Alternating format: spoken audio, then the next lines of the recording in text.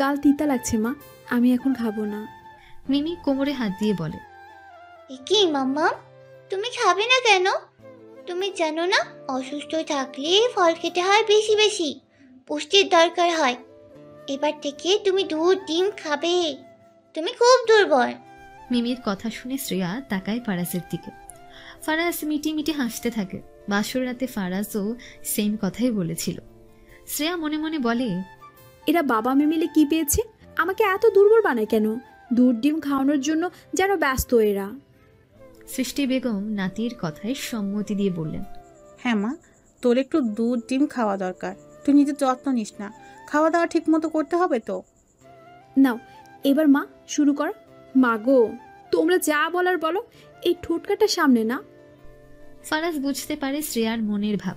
শ্রেয়া যে তার দিকেই কপাল কুঁচকে তাকিয়ে আছে, এতেই তো মনের ভাব প্রকাশ পায়। ফারাজ মিমি ও সৃষ্টি বেগমকে বলে, চিন্তা করবেন না আপনারা, কাল বাসায় যেয়ে ওনার দায়িত্ব আমরা 3 জন মিলে নিব। নার্স এসে শুধু ব্যায়াম করাবে, প্রোটিনের ব্যবস্থা আমি করে দেব। শুধু আপনারা নিজ দায়িত্বে খাইয়ে সুস্থ করে দেবেন। ফারাজের কথায় খুশি হয় মিমি ও সৃষ্টি বেগম। তারা কিভাবে চিনবে ফারাজ কেমন? শ্রেয়ার ব্যক্তিগত পুরুষ ফারাজ, তাই শ্রেয়া বুঝতে পারে ফারাজ কি বোঝাতে চায়। রাতে বাসায় ফিরে যায় সৃষ্টি বেগম ও মিমি। ফারাজ থাকে শ্রেয়ার কাছে। ফারাজ খবর দেখছে, সাথে শ্রেয়াও দেখেছে। হঠাৎ শ্রেয়া নড়ে চড়ে উঠল। ফারাজ তাকালো শ্রেয়ার দিকে, বলে, কি হয়েছে? উঠবো আমি, কেন? ওয়াশরুমে যাব। আচ্ছা আসুন, আমি সাহায্য করি। আপনি আমার সাথে ভিতরে যাবেন? আপনি ছেলে যেতে পারি, আমার বউ অসুস্থ বলে কথা, তার সেবা করতে হবে তো। শ্রেয়া কথা বাড়ায় না। ফারাজের হাত ধরে ওয়াশরুমের দরজা অব্দি এসে বলে, আমি একা একা পারবো, আপনাকে ভিতরে যেতে হবে না। আচ্ছা। শ্রেয়া ওয়াশরুমে ঢোকে। ফারাজ হাসে শ্রেয়ার রিয়াকশন দেখে। রাত 10টার দিকে রিমলি পড়াশোনা করতে থাকে। তখন কল আসে শিহাবের। রিমলি খুশি হয়ে ফোন রিসিভ করে। ওপাশ থেকে শিহাব বলে, আমার বাবু কি করে? দুষ্টুমি করে রিমলি বলে, বাবু এখনো আসমানে পৃথিবীতে ল্যান্ড করতে দেরি আছে। ফাজলামো করতেছো? হালকা হাসি রিমলি, বলে, মিস করেছেন আমাকে? অনেক মিস করেছি, চলো কাল লং ড্রাইভে যাই। সম্ভব না, শ্রেয়া আপু অ্যাক্সিডেন্ট করেছে, দোকানে আমার থাকতে হচ্ছে, কলেজেও যাওয়া হয়নি। ওকে, যেদিন ফ্রি হবে বলবে, একসাথে বই মেলাতে ঘুরবো। ঠিক আছে। শাড়ি পরবে তুমি? বাসায় কি বলবো? বলবে বান্ধবীদের সাথে ঘুরতে যাচ্ছ। আমার কোনো বান্ধবী নেই। হয়ে যাবে। আচ্ছা। আরো ভিন্ন প্রণয়ের আলাপ করতে থাকে রিমলি ও শিহাব। শ্রেয়া ও ফারাজের জন্য খাবার পাঠিয়ে দেন সৃষ্টি বেগম। শ্রেয়া ও ফারাজের জন্য রাতের খাবার পাঠিয়ে দেন সৃষ্টি বেগম। ড্রাইভার নিয়ে এসেছে খাবার। ফারাজ খাবারগুলো প্লেটে সাজিয়ে শ্রেয়াকে খাইয়ে দেয়। প্রথম দিকে শ্রেয়ার কেমন কেমন যেন লাগে, ফারাজের কাছেও লাগে, তবে ফারাজ তা প্রকাশ করতে রাজি না। সে নিজেকে বীর পুরুষ প্রমাণ করে। বউয়ের কাছে নিতে গেলে বউ মজা নেবে, এর থেকে বউ লজ্জা পাবে, সে মজা নেবে। শ্রেয়ার খাওয়ানো শেষ হলে ফারাজ বলে, প্রোটিনের ব্যবস্থা কি করতে হবে? শ্রেয়া তাকায় ফারাজের দিকে। ফারাজ দাঁত বের করে হাসে। কিউট হাসি হলেও বিরক্ত শ্রেয়া। ফারাজ বলে, না মানে রাতে প্রোটিন খেয়ে ঘুমাবেন নাকি সকালে খাবেন? শ্রেয়া অন্যদিকে ফিরে বলে, আপনি একজন ঠোঁটকাটা পুরুষ, এটা কি আপনি জানেন? আমার না হয়ে বুঝি আপনার ঠোঁট কাটা হওয়া উচিত ছিল।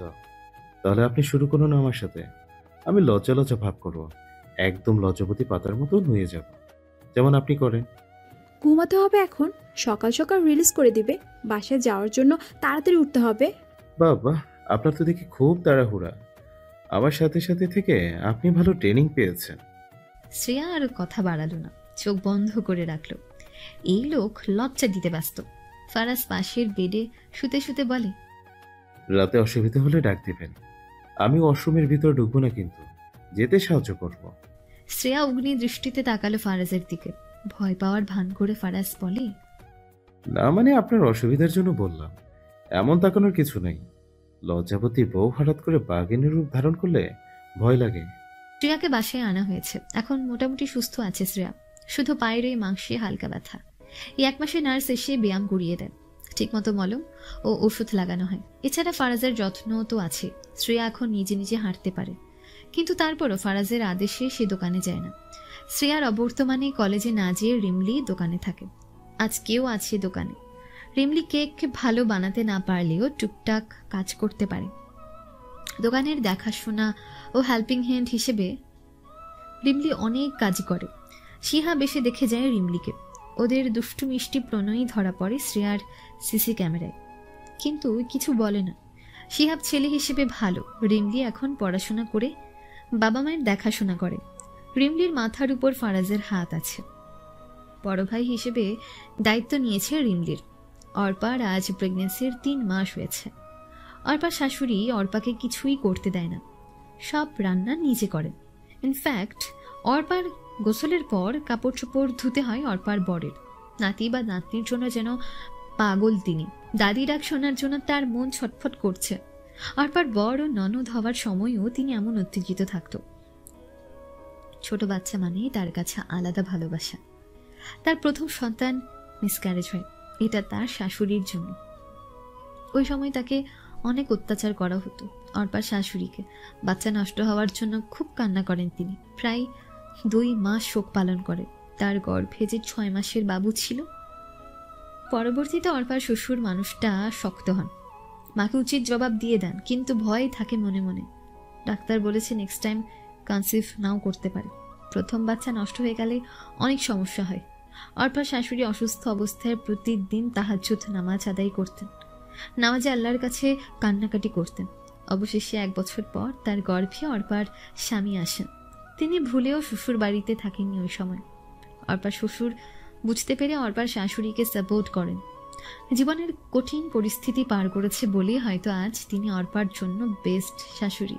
মিমি স্কুল থেকে এসে শ্রেয়াকে জড়িয়ে ধরে, তারপর সৃষ্টি বেগমের কাছে যায়।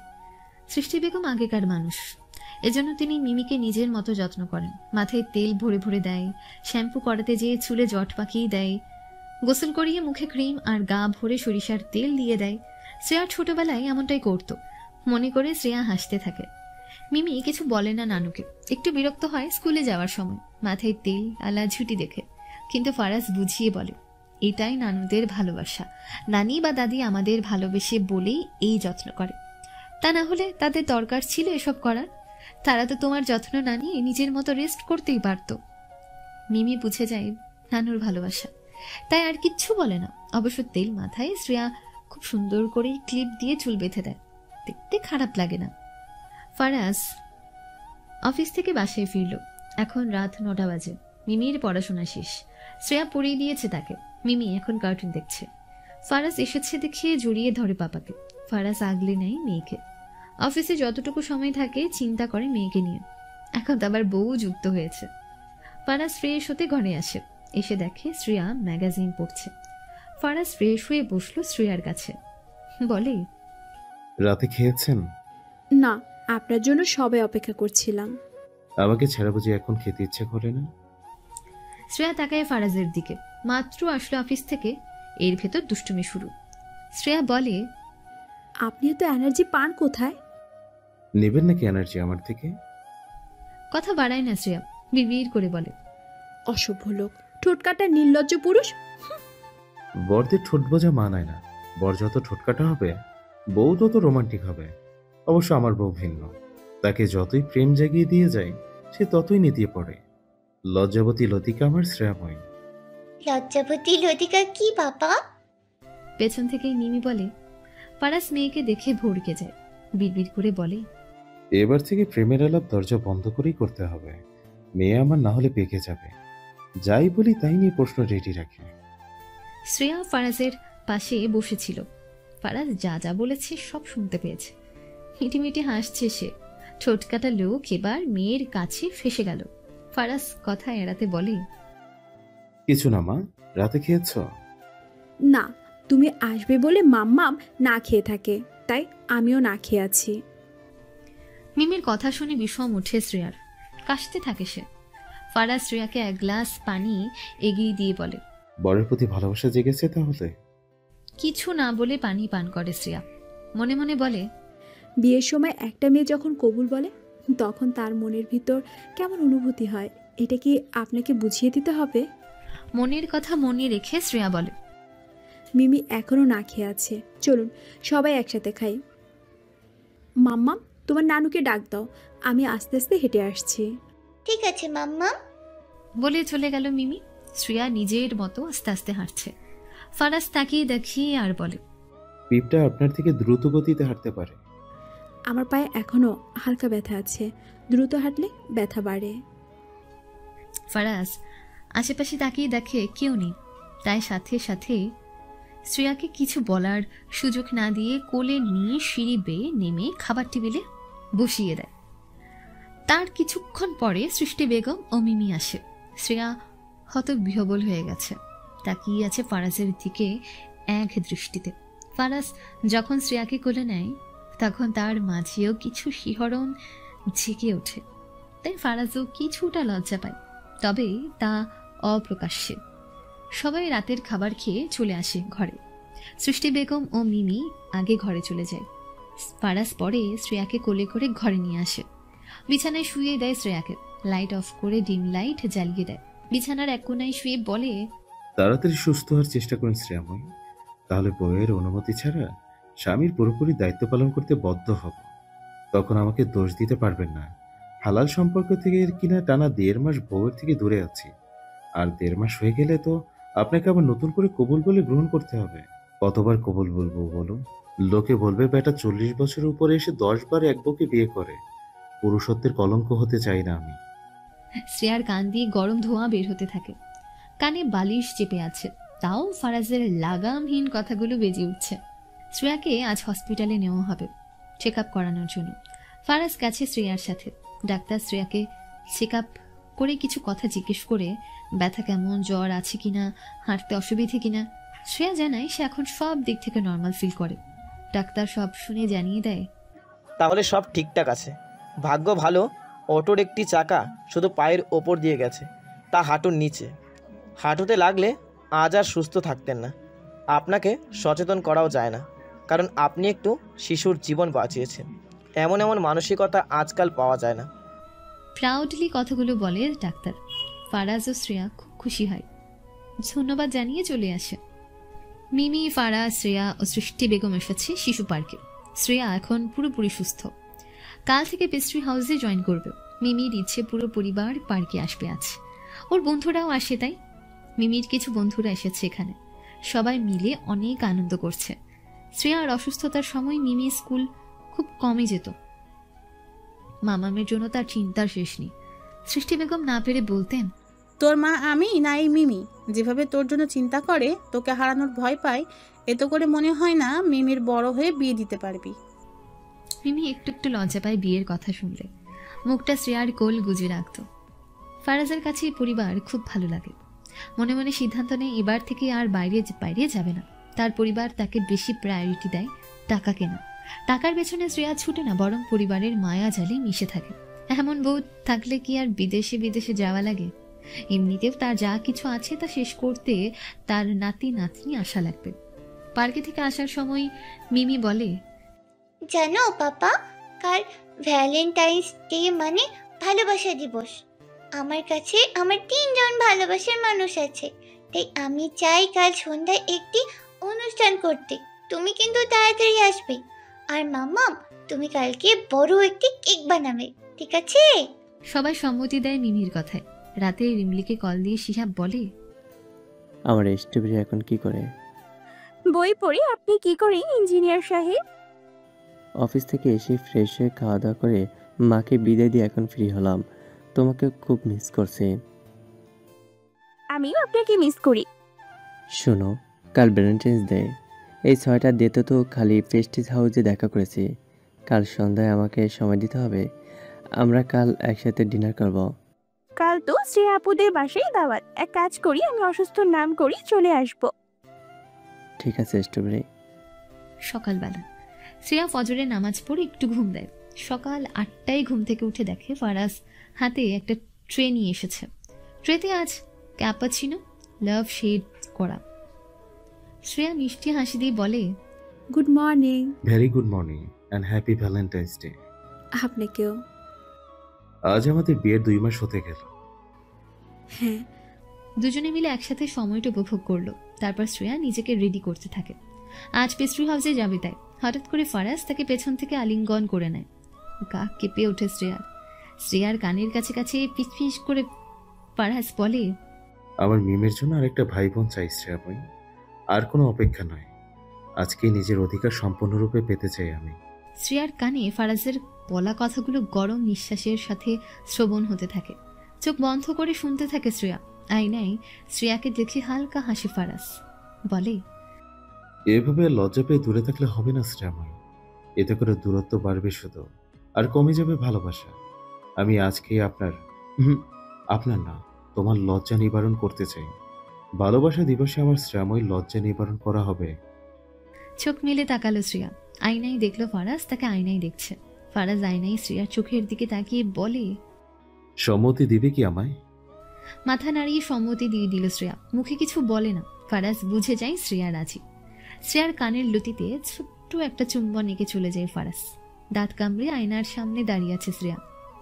পেস্ট্রি হাউসে আসার সময় শিহাব ও রিমলি চুপি চুপি দেখা করে। শিহাব রিমলিকে একটা শাড়ি দেয়, গোলাপি রঙের, সাথে একটা গোলাপ দিয়ে বলে, হ্যাপি ভ্যালেন্টাইন্স ডে আমার strawberry. Happy Valentine's day engineer সাহেব। আজ তুমি এই শাড়ি পরবে, আমার স্ট্রবেরি লাভার আজ স্ট্রবেরি কালার পরবে। ঠিক আছে। আরো কিছু কথা বলে চলে যায় শিহাব। শ্রেয়া আসে পেস্ট্রি হাউসে, কথাবার্তা বলে সবার সাথে। আজ অনেকগুলো অর্ডার আছে। এর ভেতর মিমি দিয়েছে বড় কেকের অর্ডার, রিমলিও কেক বানাতে থাকে। শিহাব অর্ডার দিয়েছে ভ্যানিলা কেকের অর্ডার। শিহাব যখন কেকের অর্ডার দেয়, রিমলি এক কোনায় মিটিমিটি হাসতে থাকে। শ্রেয়া দেখে বুঝে যায় আজ এরাও নিজেদের মতো করে ভ্যালেন্টাইন্স পালন করবে। মনে পড়ে যায় শ্রেয়ার পুরনো কথা। সেও তো রনির সাথে কলেজ ফাঁকি দিয়ে কত ঘুরেছে। এদের ক্ষুদ্র ক্ষুদ্র প্রেম দেখলে শ্রেয়ার পুরনো প্রেমগুলো মনে পড়ে। কিন্তু এবার আর খারাপ লাগে না শ্রেয়ার। অতীত তো জীবন থেকে মুছে গেছে। স্মৃতির পাতায় জমা থাকা অতীত হঠাৎ করে জেগে ওঠে। সন্ধ্যায় ফারাজ ও শ্রেয়া বাসায় আসে একসাথে। বাড়িটা অনেক সুন্দর করে সাজানো হয়েছে। শ্রেয়ার পেস্ট্রি হাউসের সবাই পরিবার সহ এসেছে। রিমলির মা বাবা এসেছে। রিমলির বাবা হুইল চেয়ারে বসা। রিমলি অসুস্থতার কথা বলে আসেনি। অর্পাকে আসতে দেয়নি অর্পার শাশুড়ি। একটু মন খারাপ হয় শ্রেয়ার, কিন্তু অর্পার ভালোর জন্য এটুকু করতে হবে। মিমির বন্ধুরা এসেছে, সবাই মিলে আনন্দ করতে থাকে। রিমলির বাড়ির নিচে বাইক নিয়ে বসে আছে শিহাব। রিমলির জন্য আধা ঘন্টা ধরে অপেক্ষা করছে। বারবার কল দিচ্ছে কিন্তু রিমলি ধরছে না। ঠিক আধা ঘন্টা পর গোলাপি শাড়ি পরিহিতার নারীকে দেখে শিহাব আটকে যায় তার মাঝে। রিমলি আসছে শিহাবের কাছে। রিমলিকে দেখতে মায়াবী লাগছে খুব। শিহাবের দৃষ্টি অন্য কোনো দিকে যেতে চায় না। রিমলি হালকা ধাক্কা দেয় শিহাবকে।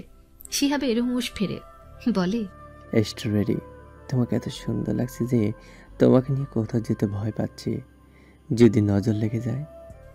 লজ্জা পায় রিমলি, বলে, চলে এবার আর কত টাকা বেনে ভাবি।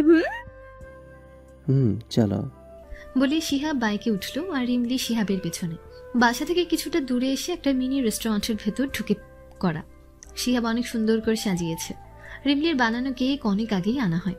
শিহাব হাঁটু গেড়ে বসে রিমলির সামনে একটা আংটি দেখিয়ে বলে, আমি এত সুন্দর করে ভালোবাসা প্রকাশ করতে পারি না স্ট্রবেরি, কিন্তু আমি আমার মনের ভাব তোমাকে প্রকাশ করতে চাই। আজ এই আংটি দিয়ে তোমাকে নিজের জীবনের সাথে জড়িয়ে নিতে চাই। তোমার পরীক্ষা শেষ হলে আমরা বিয়ে করব। তুমি খুশি তো এতে? আমি খুব খুশি আমার ইঞ্জিনিয়ার সাহেবকে পেয়ে। আমার জীবনেও ভালোবাসা আসবে আমি কখনো ভাবিনি। খুব খুব খুব খুশি আমি। শিহাব রিমলির আঙ্গুলে আংটি পরিয়ে দেয়। তারপর দুজনকে কেক কেটে খাইয়ে দেয়। রেস্টুরেন্টের খাবার অর্ডার করা থাকে। স্লো ভয়েসে গান, সাথে ভিন্ন রঙের আলোয় পরিবেশটা অনেক বেশি রোমাঞ্চকর লাগে। রিমলি ও শিহাব উপভোগ করতে থাকে এই সময়টা। শিহাব তার স্ট্রবেরির দিকে এক দৃষ্টিতে তাকিয়ে আছে। গানের সাথে রিমলির মুখ দেখতে যেন আরো বেশি সৌন্দর্য বৃদ্ধি পায়। অবশেষে রাত 10টার দিকে বাসায় ফিরে আসে রিমলি ও শিহাব। রিমলি আসার অনেকক্ষণ পর রিমলির বাবা মা আসে। ফজরের দিকে অ্যালার্ম বেজে ওঠায় শ্রেয়া ও ফারাজের ঘুম ভেঙে যায়। ঘুম থেকে উঠে শ্রেয়া নিজের অবস্থান দেখে কিছুটা লজ্জা পায়। ফারাজও জেগে আছে এখন। ফারাজের বুকের উপরেই শুয়েছিল শ্রেয়া। রাতের ঘটনা মনে পড়ে একটু দূরে সরে কম্বলের নিচে মুখ লুকায় শ্রেয়া। ফারাজ বিছানার পাশ থেকে লাইট জ্বালিয়ে দেখতে থাকে। আস্তে আস্তে শ্রেয়ার মুখ থেকে কম্বল সরিয়ে দেয়। শ্রেয়া আবার কম্বল দিয়ে মুখ ঢাকে। ফারাজ হাসছে শ্রেয়ার এই লাজুকতা দেখে। অবশেষে বলে, বউয়ের লজ্জা নিবারণ করতে যেয়ে তো আর লজ্জা আহরণ করিয়ে দিলাম মনে হয়। এতদিন তো শুধু চোখ বন্ধ করে রাখতো, এখন মুখ ঢেকে রেখেছে। কিন্তু বউ, এখন তো আজান দিচ্ছে, তাড়াতাড়ি উঠে গোসল করে নামাজ পড়ে নেওয়া উচিত। আল্লাহকে খুশি করতে হবে তো। কম্বলের ভেতর থেকে শ্রেয়া বলে, আপনি যান, আমি আমার মতো করে নামাজ পড়ে নিব। ফারাজ নিজের মতো করে রেডি হয়ে চলে গেল মসজিদে। শ্রেয়া এবার কম্বল থেকে লাফ দিয়ে উঠে রেডি হয়ে নামাজ পড়ে। দেখতে দেখতে কেটে গেছে 14টা বছর। এই 14 বছরে পাল্টে গেছে সবকিছু। ফারাজ এবং শ্রেয়া এদের সম্পর্কের গভীরতা বৃদ্ধি পেয়েছে। প্রাপ্তবয়স্ক থেকে তারা বৃদ্ধতে পরিণত হয়েছে। শ্রেয়ার পেস্ট্রি হাউস আজ অনেক বড় এবং উন্নত। ফারাজ আর শ্রেয়ার 2টা যমজ সন্তান হয়েছে। সন্তানদের একটার নাম শ্রেয়ান ও আরেকটার নাম রাজ। তারা এখন 13 বছরে পা দিয়েছে। মিমির বয়স এখন 22 বছর। কাল মিমির বিয়ে ঠিক হলো নিজের ভালোবাসার মানুষ কবিরের সাথে। কবির সফটওয়্যার ইঞ্জিনিয়ার। মিমি ইন্টার ওঠার পর ফেসবুকে প্রথম আলাপ শুরু হয় তাদের। তারপর দেখা সাক্ষাৎ করা ও প্রেম নিবেদন থেকে বিয়ে অবধি আসা আজ। পুরো পরিবার কাল একত্রিত হয়ে মিমি ও কবিরের এঙ্গেজমেন্টের দিন ঠিক করলো। 2 দিন পর তাদের আংটি বদল হবে। অর্পার একটা মেয়ে হয়েছে। অর্পার শাশুড়ি সারা দিন নাতির সাথে খেলা করে। অর্পার ননদের বিয়ে দেওয়া হয়েছে আজ 10 বছর হলো। সকালে শীতের কুয়াশায় সাদা পাঞ্জাবি ও কালো চাদরে আবৃত হয়ে একটা কবরের সামনে দাঁড়িয়ে আছে এক ব্যর্থ প্রেমিক। চোখে তার গোল গোল চশমা, তার ভেতর থেকে পড়ছে টুপটুপ করে পানি। কবরের সামনে দাঁড়িয়ে বলে, আমার প্রাণ প্রিয় স্ট্রবেরি, আমাকে ধোঁকা দিয়ে একলা মাটির নিচে চলে গেলে তুমি। কিভাবে পারলে আমাকে ছেড়ে যেতে? একটুও কি ভরসা করা যেত না আমাকে? হাত দুটি তো বাড়িয়েছিলাম তোমার দিকে। এই হাত না ছাড়লে আজ পূর্ণ হতাম আমি আর তুমি। বলে কান্না করতে থাকে শিহাব। হ্যাঁ, আমাদের রিমলি বিদায় নিয়েছে এই পৃথিবী থেকে, বিদায় নিয়েছে শিহাবের থেকে। 14 বছর আগে সে আত্মহত্যা করে। 14 বছর আগে শ্রেয়া সেদিন কনসিভ করে। সেই খুশিতে সবার মনে আনন্দ। হঠাৎ এর ভেতর শ্রেয়ার ফোনে একটা কল আসে। কলটা হসপিটাল থেকে রিমলির মা করেছে। শ্রেয়ার ফারাজ দৌড় দিয়ে যায় হসপিটালে। শ্রেয়াকে দেখে রিমলির মা হাউমাউ করে কান্না করে বলে, শিহাবকে কেউ প্রচণ্ড জোরে মাথায় বাড়ি দেয়, তাই ওকে রাতে হসপিটালে আনা হয়েছে। রাস্তার লোকজন শিহাবকে রক্তাক্ত অবস্থায় দেখেছিল। রিমলিকে খুঁজে পাচ্ছি না কাল রাত থেকে। আমার মনে হয় রিমলি শিহাবের সাথে ছিল, না হলে কোথায় শিহাব বারবার রিমলি রিমলি করছে কেন? শ্রেয়া বুঝতে পারল রিমলির গুরুতর কোনো বিপদ হয়েছে। ফারাজকে শিহাব ও রিমলির প্রেমের কথা বলল শ্রেয়া। কিন্তু কাল রাতে কি হয়েছে বা ওরা কোথায় ঘুরতে গিয়েছিল কিছুই জানে না শ্রেয়া। ফারাজ তার পরিচিত পুলিশকে কল দিয়ে খোঁজ লাগায় রিমলির। শিহাবের জ্ঞান ফিরেছে। সে খালি রিমলির কাছে যেতে চায়। ফারাজ শিহাবকে জিজ্ঞেস করে, কাল রাতে কি কি হয়েছিল আমাকে সবকিছু বলো। ফারাজের প্রশ্নে শিহাব বলে, কাল সন্ধ্যায় আমি আর রিমলি মিলে নীলকাতে বই কিনতে গিয়েছিলাম। ওখান থেকে আসার সময় আমার বাইক মাঝ রাস্তায় ঝামেলা করে। নিরিবিলি রাস্তায় কোথাও কেউ নেই। হঠাৎ একটি প্রাইভেট গাড়ি থেকে করে 5-6 জন ছেলে মিলে একসাথে আমাদের কাছে আসে। রিমলিকে দেখে তারা লালসার দৃষ্টিতে তাকিয়ে থাকে। রিমলির হাত ধরে টান দিলে আমি তাদের বাধা দিতে যাই। ঠিক তখনই কেউ একজন আমার মাথায় হট স্টিক দিয়ে বাড়ি মারে। একসাথে 3-4 বাড়ি মারার ফলে আমি জ্ঞান হারিয়ে ফেলি। তবে আমি তাদের গাড়ির নম্বর দেখেছি। তাহলে গাড়ির নাম্বার দাও তাড়াতাড়ি। শিহাব দিল গাড়ির নম্বর। ফারাজ শিহাবের থেকে নম্বর নিয়ে পুলিশকে দেয় এবং যেই জায়গায় ওরা গিয়েছিল সেখান থেকে পুলিশ ফোর্স কয়েক এরিয়ায় লাগিয়ে দেয়। ঘণ্টা 4 পরে পাওয়া যায় রিমলিকে। বিব্রত অবস্থায় এক ভাঙা বাড়ির ভেতর পড়ে আছে রিমলির নগ্ন দেহ। মহিলা পুলিশ যেয়ে রিমলিকে ঠিক করে হসপিটালে নিয়ে আসে। গাড়ির লোকেশন ট্র্যাক করে আসামিদের ধরে ফেলে পুলিশ। শিহাবও দেখিয়ে দেয় তাদের। ইতোমধ্যে বাড়ির সবাই জেনে যায় শিহাব ও রিমলির সম্পর্ক। শিহাবের মা বাবা আপাতত চুপ আছে। রিমলিকে অপারেশন করানো হচ্ছে, টেস্ট করিয়ে প্রমাণ বের করা হবে। রিমলির মা হাওমাও করে কান্না করছে। তার মেয়ে একা ঢাকা শহরে ছিল এত বছর, কই তখন তো কিছুই হয়নি। অথচ এখন মেয়েটাকে এক রাতে কিছু নরপশু খুবলে খেয়ে ফেলল। রিমলির বাবা হুইল চেয়ারে বসে আর্তনাদ করতে থাকে।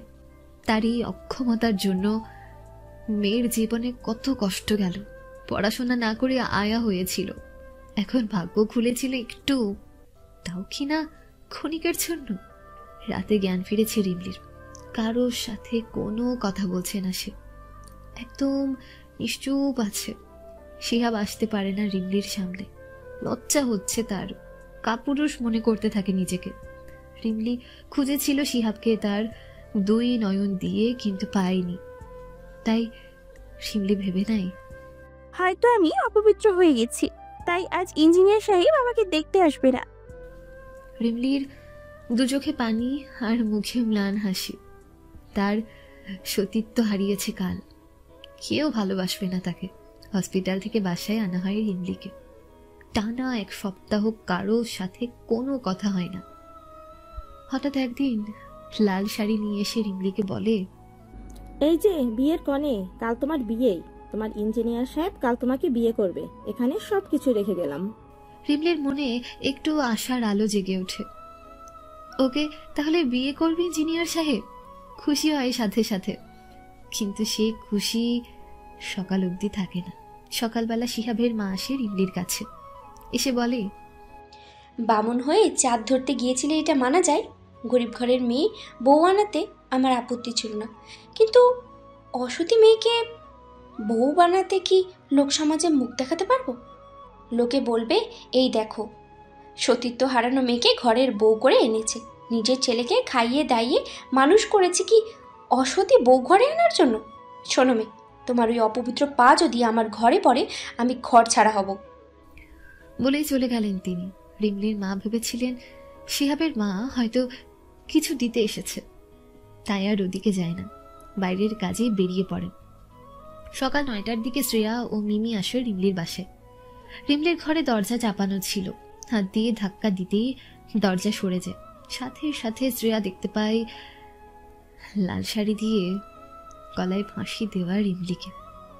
8 বছরের মিমি ভয় পেয়ে যায় রিমলির এই অবস্থা দেখে, সাথে সাথে চিৎকার করে মিমি। মিমির চিল্লানিতে হাজির হয় রিমলির মা। রিমলির মা এসে মেয়েকে এই অবস্থায় দেখে দিশেহারা হয়ে যায়। আশেপাশে থেকে লোক জড়ো হয়, শিহাবও এসে পড়ে ততক্ষণে। রিমলির গলায় লাল শাড়ি দিয়ে ফাঁসি দেওয়া, এটা দেখে সাথে সাথে সবাই মিলে রিমলির গলা থেকে শাড়ি সরিয়ে নিচে শুয়ে দেয়। রিমলির নিঃশ্বাস বন্ধ, পালস চেক করা হলো, রিমলি আর নেই। শিহাব ওখানে হাউমাউ করে কান্না শুরু করে দেয়, বলে, স্ট্রবেরি, এই স্ট্রবেরি, ওঠো, কথা বলো, ঘুমিয়ে থেকো না। সবাই উল্টোপাল্টা ভেবে কান্না করছে। কালকেই তো আমরা সবাই মিলে ঠিক করলাম বিয়ে হবে আজ, তাহলে তুমি কেন যাবে বলো? তোমার ইঞ্জিনিয়ার সাহেব আছে তো তোমার সাথে। এই স্ট্রবেরি, স্ট্রবেরি, ওঠো না কেন? বলতে বলতে শিহাব দেখতে পেল বিছানার পাশে একটা কাগজ। কাগজটা হাতে নিয়ে দেখলো সত্য লেখা রিমলির হাতের চিঠি। পড়তে লাগলো শিহাব। প্রিয় ইঞ্জিনিয়ার সাহেব, আমার জীবনে প্রথম প্রেমিক পুরুষ একমাত্র আপনি। আজ আমার এই বিদায়ের সময় আপনি আমার জীবনে শেষ প্রেমিক পুরুষই থাকবেন। হয়তো আমার সতীত্ব নষ্ট হওয়ার ফলে আপনি আমাকে আর ভালোবাসেন না, তাই তো এই 1টি সপ্তাহ আমাকে দেখতে আসেননি। প্রতিটি মুহূর্ত আমার আঁখি দুটি আপনাকেই খুঁজেছে, কিন্তু ব্যর্থ হয়ে গিয়েছিল আমার মন, ক্লান্ত হয়ে হয়ে গিয়েছে আমার আঁখি। কাল যখন শ্রেয়াপু বলল আপনার আর আমার বিয়ে, আমি মনে মনে খুবই খুশি হই, কিন্তু আজ আপনার মায়ের বলা কথাগুলোকে আমার বিবেকে নাড়াচাড়া দিল। সত্যি তো, আমি এখন নষ্ট হয়ে গেছি। সমাজে তো দর্শিতাদের কোনো মূল্য নেই। আপনাকে কেন ভুগতে হবে আমাকে নিয়ে? আপনি তো অপরাধ করেননি, আপনি ভালো কিছু ডিজার্ভ করেন। আন্টির জন্য ফুটফুটে সুন্দর দেখে একটা খাঁটি রমণী আনবেন। এই সমাজে মুখ দেখানোর কোনো জায়গা এখন আর নেই। বেঁচে থাকতে বাবা মাকে ধর্ষিতা ও বিয়ে ভাঙা অপয়া মেয়ের পরিচয়ে থাকতে দেখতে পারবো না আমি, তাই বিদায় নিলাম সবার থেকে। ইতি, আপনার স্ট্রবেরি। চিঠি পড়ে শিহাব তার মায়ের দিকে তাকিয়ে বলে, আমার স্ট্রবেরি নষ্ট না, তাকে যা নষ্ট করতে এসেছিল তারা নষ্ট। আমার স্ট্রবেরি তো এখন পবিত্র। নষ্ট তো তোমাদের মন মানসিকতা। তাই তো আজ আমার ভালোবাসা আমার জীবন থেকে হারিয়ে গেল। পূর্ণ হবে তোমাদের সমাজে মনের বাসনা, আর ব্যর্থ হবে আমার ভালোবাসা। কারণ আমার স্ট্রবেরি আজ দর্শিতা। ওকে একজন দর্শন করুক আর 10 জন। ও আমার জীবনের পবিত্র নারী ছিল এবং থাকবে। বলে কান্না করতে থাকে শিহাব। ওই দিন বিদায় জানানো হয় তার স্ট্রবেরি ওরফে রিমলিকে। পুরনো কথাগুলো স্মৃতিচারণ করে কাঁদতে থাকে শিহাব। একটু পর শিহাবের পাশে এসে দাঁড়ায় 7 বছরের একটা মেয়ে, নাম তার শিউলি। শিউলি তার বাবার পাশে এসে বলে, আজ বড় আম্মুর মৃত্যুবার্ষিকীতে এসেছো বাবা? এই দেখো আমরাও এসেছি।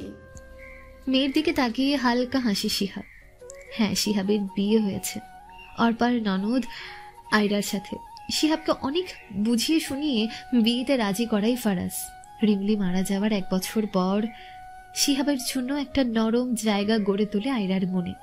তাই তো সে জেনে বুঝে বিয়ে করে শিহাবকে। রিমলি মারা যাওয়ার 4 বছর পর বিয়ে হয় তাদের। তার কয়েক বছর পর জন্ম নেয় শিউলি। শিহাব ও রিমলির নামের সাথে মিল রেখে এই নাম। রিমলির ইচ্ছে ছিল শিহাব আর ওর বিয়ের পর মেয়ে হলেই নাম রাখবে। দূরে দাঁড়িয়ে চোখের পানি ফেলছে রিমলির বাবা মা, শিহাবের বাবা মা, শ্রেয়া, ফরাজ, মিমি, সৃষ্টি বেগম, অর্পা এবং আয়রা। রিমলি যে তাদের জীবনে কিছু কিছু মুহূর্ত গড়ে দিয়ে গেছে, এগুলো তো কেউ ভুলতে পারবে না। মিমি আজ অনেক দিন পরে আশ্রমে এসেছে। প্রায় 1 সপ্তাহ হয়ে গেছে আশ্রমে আসে না। শ্রেয়ানা রাজ আসে প্রায় সৃষ্টি বেগমের সাথে। মিমি একা এসেছে আজ বিয়ের দাওয়াত দিতে। শ্রেয়া কিছু কেনাকাটা করতে শপিং মলে গেছে। আশ্রমে এক কর্মীর সাথে কথা বলে বৃদ্ধাশ্রমের দিকে হাঁটছিল ওরা। হাঁটতে হাঁটতে আশ্রমের কর্মী বলে, এই 1 সপ্তাহ হলো আমাদের আশ্রমে এক মহিলা এসেছে। তার পরিবার বলতে কেউ নেই। এতদিন রেস্টুরেন্টে কাজ করত, এখন বয়স হয়ে গিয়েছে বলে ওখানে কাজ করতে দেয় না। আমাদের আশ্রমে থেকে কাজ করতে পারবে, সাথে থাকা খাওয়াও হবে তার। মহিলাটার কথায় মিমি খুশি হয়ে বলে, আশ্রম তো আমরা একটি পরিবার গড়ে তোলার জন্যই গড়েছি। কাল আমার বিয়ে, আজ গায়ে হলুদ। পাপা ব্যস্ত, মাম্মাম শপিং এর কেনাকাটা করতে ব্যস্ত, তাই আমাকেই আসতে হলো, তাও আজকে। চলুন সবাইকে দাওয়াত দিয়ে আসি, আমাকে আবার বাসায় যেতে হবে। হ্যাঁ চলো। বলেই তারা চলে গেল বৃদ্ধাশ্রমের দিকে। নতুন যে মহিলাটা আশ্রমে আশ্রয় নিয়েছে সে এখন বাগানে কাজ করছে। আশ্রম কর্মী তাকে ডাক দেয়। যখনই সে মহিলাটা ঘাড় ঘুরিয়ে তাকায়, মিমির চোখ যেন জ্বালাতন করতে শুরু করে। মনে মনে বলে, মিমি? হ্যাঁ, আশ্রমের নতুন আসা মহিলাটি অহনা। বয়স বেড়েছে, তাই এখন আর কেউ তাকে কাজে নেয় না। আর পরিবার থেকে তো সে অনেক আগে থেকেই বঞ্চিত। আশ্রমের কর্মী তাদের সাক্ষাৎ করিয়ে দেয়। এতগুলো বছর পর মেয়েকে চিনতে পারল না অহনা। তবে মিমিকে দেখে মিষ্টি হাসি দিয়ে মিমির কাছে গেল। মিমি তাকিয়ে আছে নিজের বায়োলজিক্যাল মায়ের দিকে। মুখ ফুটে কিচ্ছু বলতে পারছে না। আশ্রম কর্মী কিছু বলতে যাবে তার আগেই মিমি বলে, কাল আমার বিয়ে, আশ্রমের সবার দাওয়াত, অবশ্যই আসবেন কাল। অহনা মিমির মাথায় হাত দিয়ে বলে, ঠিক আছে মা, আসবো। স্থান ত্যাগ করে মিমি। চলে আসে গাড়ির দিকে। চোখ থেকে পরে টুপটুপ করে পানি। আজ তাকে মা বলে সম্বোধন করলো, অথচ এই মা ডাক তার মাতৃত্বের প্রয়োজনে ছিল না। গাড়িতে বসে মায়ের জন্য কান্না করতে থাকে সে। যতই সে খারাপ হোক, মা তো মা। মায়ের এই দুর্গতি থেকে কষ্ট হচ্ছে তার। ওই ধরনের পাপ না করলে আজ তার বায়োলজিক্যাল মা ও পাপা একসাথে থাকতো। অহনা আজ ভালো হয়ে গেছে। সে তার অতীতের জন্য অনুতপ্ত, কিন্তু এই অনুতপ্ত দিয়ে আর কি হবে? থাকতে হবে এই পাপের ফল ভোগ করে। শ্রেয়া এসেছে শপিং মলে। কবিরের পরিবারের জন্য কিছু কেনাকাটা করবে। বিয়েতে মেয়ের বিদায়ের সময় অনেক কিছুই দিতে হয়। সব কিছু কেনাকাটা করে শ্রেয়া গেল ছোটখাটো এক কাপড়ের দোকানে। সেখান থেকে কিছু তোয়ালে কিনে টাকা দেওয়ার সময় তার হাত খেপে ওঠে। ক্যাশ কাউন্টারে যে তারই প্রাক্তন স্বামী রনি আজ একটা ছোটখাটো তোয়ালের দোকান দিয়েছে। রনিও টাকা নেওয়ার সময় অবাক নয়নে তাকিয়ে থাকে শ্রেয়ার দিকে। টাকা দিয়ে দ্রুত বেরিয়ে যায় শ্রেয়া। বাইরে এসে গাড়ি তুলতে যাবে, ঠিক তখনই পেছন থেকে ভেসে আসে, বৌজান। থেমে যায় শ্রেয়ার পা। সেই পুরনো ডাক, সেই পুরনো ভালোবাসা। কিন্তু আজ এগুলো ফিকে পড়ে গেছে। আজ এগুলোর কোনো মূল্য নেই। চোখের পানি মুছিয়ে শ্রেয়া তাকায় রনির দিকে। রনি বলে, ওহ সরি, বউচান দেখার অধিকার তো আমি হারিয়েছি, কিন্তু কি করব বলো, অভ্যাস যে। ভালো আছো নিশ্চয়? হ্যাঁ, খুব ভালো আছি আমি। জিজ্ঞাসা করবে না আমি কেমন আছি? আশা করি ভালো আছেন। মিথ্যে বলবো না, ভালো ছিলাম না আমি, তবে এখন একটু ভালো লাগলো। আর কিছু বলবেন? আপনি বলে সম্বোধন? আমি যে পাপ করেছি তার এটাই প্রাপ্য মর্যাদা। তা বিয়ে করে নতুন সংসার করছো কি? বিয়ে সন্তান সব কিছু আছে। কেন, আপনি বিয়ে করেননি? না, জেল থেকে বের হয়ে চাকরি খুঁজেছি, কোনো চাকরি জুটেনি কপালে। ব্যাংকে যে টাকা তুমি রেখে গিয়েছিলে তা দিয়ে এই দোকান করা। বিয়ে আর করবো না, যা পাপ করেছি তার মোচন করতে চাই। আপনার ইচ্ছা, আমি আসি তাহলে। ঘৃণা হচ্ছে খুব? হবেই না কেন, পাপী যে আমি। আচ্ছা যাও তাহলে, ভাগ্য যে আমাদের আবার একবার দেখা করিয়ে দিয়েছে, এটাই অনেক। ভালো থেকো। কোনো উত্তর না দিয়ে গাড়িতে উঠে গেল শ্রেয়া। চলমান গাড়ির দিকে এক দৃষ্টিতে তাকিয়ে আছে রনি। আজ সে পাপ কাজে না জড়ালে আর তারও একটা পরিপূর্ণ সংসার হতো ভেবে চোখ থেকে পানি পড়ল তার। আজ মিমির বিয়ে, বিয়েতে সবকিছু রেডি, সব আত্মীয় স্বজন এসেছে। আজ আশ্রম থেকেও সবাই এসেছে, সাথে এসেছে অহনা। পুরো কমিউনিটি সেন্টারে লোকজন গিজ গিজ করছে। অহনা এসেছে আশ্রমের দেওয়া একটা শাড়ি পরে। আশ্রমের সবাইকে নির্দিষ্ট শাড়ি দেওয়া হয়েছে বিয়ে পড়ার জন্য। সবাই এসে খাওয়া দাওয়ার ওখানে গেল। অহনা সহ সবাই গিয়ে বরবউকে দেখতে গেল। বিয়ে সম্পূর্ণ হয়ে গেছে। মিমির পাশে ফারাজ আর শ্রেয়া বসে আছে। আশ্রমের লোকেরা এক হয়ে মিমি ও কবিরের জন্য উপহার কিনেছে। সবাই মিলে সেখানে যেয়ে উপহার দেয়। অহনা সবার পেছনে ছিল। সবাই একটা সরে আসায় অহনা ফারাজ ও শ্রেয়াকে দেখতে পায়। ফারাজকে অনেক হাসি খুশি লাগছে, এখনো যেন ইয়ং আছে, অথচ তার ভেতরে বয়সের ছাপ পড়েছে। পড়বে না কেন? আগে কত আর্টিফিশিয়াল প্রোডাক্ট ব্যবহার করতো, এখন ওগুলো বাদ দিয়েছে। স্কিন তো খারাপ হবেই। ফারাজ আর শ্রেয়ার চোখ পড়লো অহনার উপর। অবাক হয়ে দেখলো তারা অহনাকে। শ্রেয়া তাকিয়ে আছে অহনার দিকে। বিষয়টা দেখলো মিমি, সাথে সাথে শ্রেয়াকে বলে, মাম্মা আমাদের তো এখন বিদায় হবে, আমার সাথে ছবি তুলবে না? ফ্যামিলি ফটো তুলবো তো এখন আমরা। ফারাজ শ্রেয়ার হাত ধরে সেখান থেকে ফটোশুটের জায়গায় যায়। একসাথে সবাই ফ্যামিলি ফটো তুলতে থাকে। অহনা দেখছে একটা সুখী পরিবার। আফসোস হচ্ছে তার, শ্রেয়ার জায়গায় একবার নিজেকে কল্পনা করে নিল। আজও সেও হতো ভাগ্যবতী। তবে পৃথিবীতে ভালো মানুষেরা ঠকলেও তাদের সুখ একদিন না একদিন ফিরে আসে, কিন্তু যারা ঠকায় তাদের সারা জীবন পস্তাতে হয়। চোখের পানি মুছিয়ে মেয়ের জন্য দোয়া করে অহনা বিদায় নিল আশ্রমের লোকদের সাথে। মিমি এক দৃষ্টিতে তাকিয়েছিল অহনার যাওয়ার দিকে। ফারাজ মেয়ের মন মানসিকতা বুঝতে পেরে মেয়েকে জড়িয়ে ধরে। অবশেষে আসলো মিমির বিদায় পালা। সেই ছোট্ট মিমি আজ বড় হয়ে চলে যাচ্ছে শ্বশুর বাড়িতে। তবে এখনো শ্রেয়া ও ফারাজের দায়িত্ব আছে। তাদের শ্রেয়ান ও রাজ যে এখনো ছোট, তাদেরকে তো বড় করতে হবে। বিদায় হলো মিমির। পাপা ও মাম্মামকে জড়িয়ে অনেক কান্নাকাটি করতে থাকলো সে।